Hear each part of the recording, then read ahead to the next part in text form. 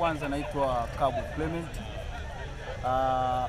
Kupoteza siku ya leo imeniuma sana, ila nina imani magemu yanayokuja, kwa sababu mchezo wa leo ni ukipigwa unatoka hamna cha kujipanga.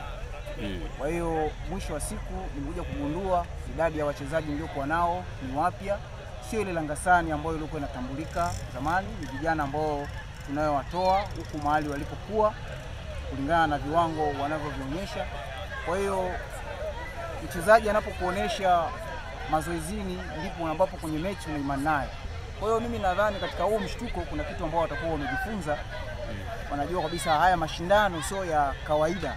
Kwa hiyo mimi na imani siku nyingine game zitakapokuja kutokea tutafanya vizuri, na hata game zinginezo zinazokuja, kwa sababu mashindano sio haya tu, na tunazidi kuwapongeza pia TPC wanapozidi kutuamsha katika michezo hii, kuwafanya vijana waendelee kuhamasika. Hata mtu aliyokuwa nyumbani mwenye kitu chake anakuja kuonesha katika mazingira haya. TPC ambao walioanzisha wasikate tamaa, waendelee, na sisi tutaendelea kujipanga. Tuna imani baadaye tutapata muda mzuri wa kufanya vizuri zaidi.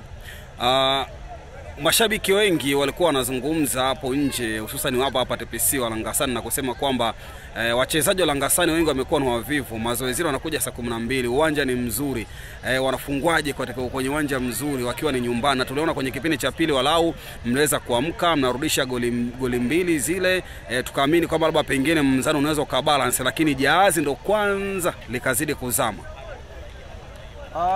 Ni kweli, kwa sababu wanamwamini kocha wao, na wao wanasafiri na kocha jinsi anavyo perform kwenye mechi zinginezo, kwa sababu ni mechi nyingi ambazo tulizocheza, na wanaamini kwamba nina physically za kutosha uwanjani. Ila sema sasa yule unayempa ambaye ni mchezaji ana kipi ambacho cha kuwaonesha public ya watu panapokuwa hapana watu, panapokuwa hakuna watu anaonesha kitu.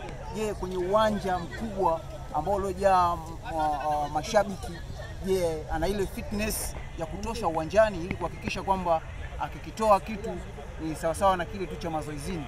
Kwa hiyo mimi naona tumeanguka, na niwapongeze wapinzani wetu, maana mpira ni mchezo wa makosa. Kwa hiyo na sisi tumeshakilia yale makosa, tuna imani tutaendelea kujifunza, na hata wale pia wameendelea kujifunza kupitia mchezo huu. Kwa hiyo tutafanya vizuri zaidi, hata kama ni saa 12 wanaanza, kwa hiyo wataipa imani.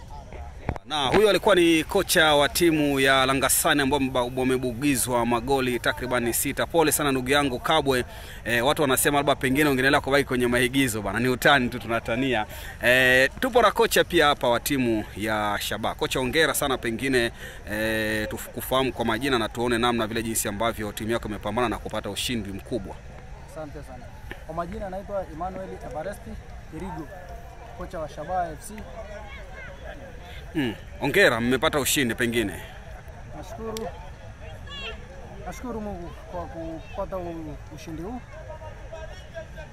Maandalizi mazuri tuliofanya yametupelekea kupata ushindi huu. Kwa hiyo nashukuru sana masapota wangu leo ni support mpaka kufikisha timu hapa. Nashukuru sana mwenyekiti Kidevu kunishika mkono, kunipa hamasa, kunitia nguvu nipambane, nisiachie timu, nipambane ili niweze kufikisha timu pale inapopaswa ifike. Mmefanikiwa kuingia kwenye hatua inayofuata kwa kuiondosha timu ya Langasani. Mnaendelea kujipanga vipi ili kuhakikisha kwamba mnaendelea kuwepo na kufika mbali zaidi kwenye mashindano haya?